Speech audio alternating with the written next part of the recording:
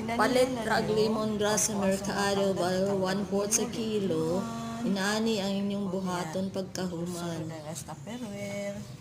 Butang nga na diha og review mga kuan kaning mga bond papers, limpyo nga papel. Unya ipang kaning tanglan nga inuti. Kaning tanglan nga ipang-ani na limpyo. Isubutang na diha. Butang na sa tupperware. So, ana-ana na siya.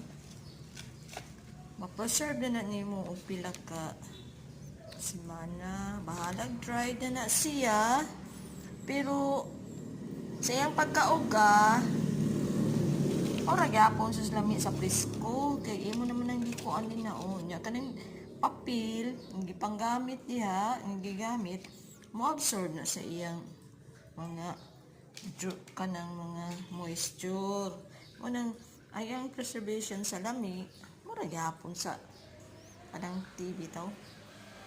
Mura lemongrass tea, dried na lang nga lemongrass kay na absorb na mga moisture, na dried. Pero ang lasa lami lang gyapon, mura gyapon presko nga lemongrass.